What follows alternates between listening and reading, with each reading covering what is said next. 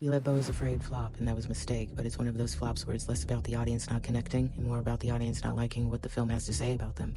And I'm basing this entirely on critical reception, especially from guys like Film Robert. I know they write reviews for Funko Pop collectors, but I think the idea that Astor's being hostile towards the audience and therefore the studio should have reined him in is a hit dog. It's lazy and anti-art for sure, but this genre of critic was lab-grown from the titty sweat and spunk of Harry Knowles. Harry Knowles? Harry who? Blue. This man is the ultimate fanboy, Eric. His website, Ain't It Cool News, it's like every geek's homepage. The MCU is killing cinema. I'm like, okay, so what do you think's gonna save it? This? No. No. It's not. This movie will entertain 5 people. If that. They're consumers first. They're not here for a human experience. They're here for tie-in sauces and shit they can sell to other sad men who can only get their dopamine from nostalgia. If falling down represents the violent power fantasy for control and domination over his environment, then Beau is like the endpoint of modern white man's burden. He's terrified of his surroundings, and immigrants, the homeless, the addicts, and the gays make him anxious. But the oldest and most pervasive fear that threads them all together is the fear of the feminine. Since detachment from the emotional body is one of the pillars of a patriarchal system, men are required to believe their struggle to process and express feelings is biology instead of social engineering, which presents a very interesting problem when it comes to therapy. Therapy is important to capital to keep workers functional, but therapy is emotions-based, so it has to be viewed as a feminine practice in order to exist within a patriarchy. So as this study from 1999 found, on screen this translates to 1. Men in positions of vulnerability in therapy require the therapeutic relationship to be sexualized to restore the balance of power. 2. Emotional intimacy between a male client and a female professional must eventually involve sex.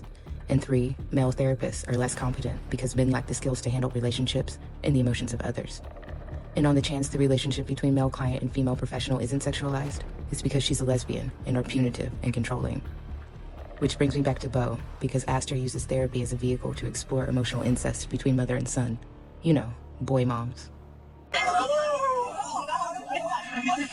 That's his mom. That's not his girlfriend, that's his mom. I get that some horror fans prefer their metaphors buried deeper than Astor's style, but a large part of them don't particularly live life afraid of bodily harm on a daily basis. The horror for them is an endurance test for how much gore they can stomach, whereas this could be every Thanksgiving at their parents' house, and it makes them uncomfortable. So Beau sticks to the generational trauma theme that runs throughout Astor's earlier films, but instead of giving the weakest, most vulnerable character the darkest power, he just smacks the shit out of him for 3 hours.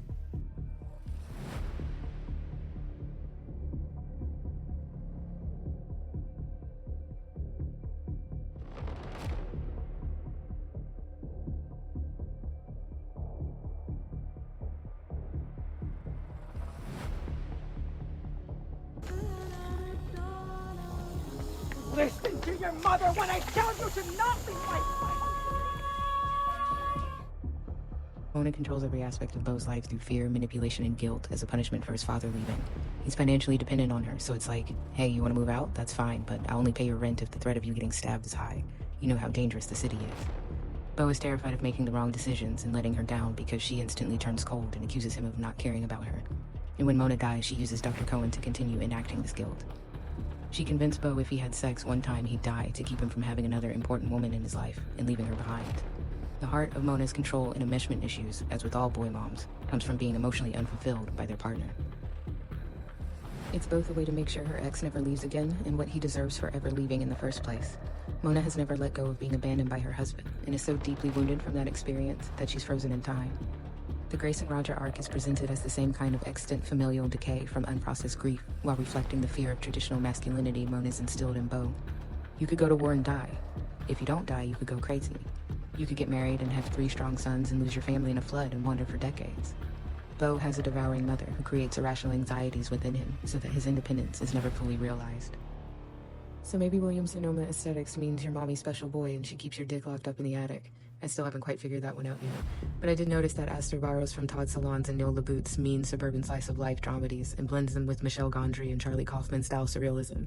The scene where Beau's about to lose his virginity to Elaine and she puts on Mariah Carey's Always Be My Baby is hilarious on its own, and a great reference to this scene in Happiness with Philip Seymour Hoffman and Cameron Manheim slow dancing to All Out of Love. They weren't labeled that way, but I always felt Solondz and LaBoute were making horror movies in the 90s. I think Beau is Afraid fits nicely with that brand of banal cruelty.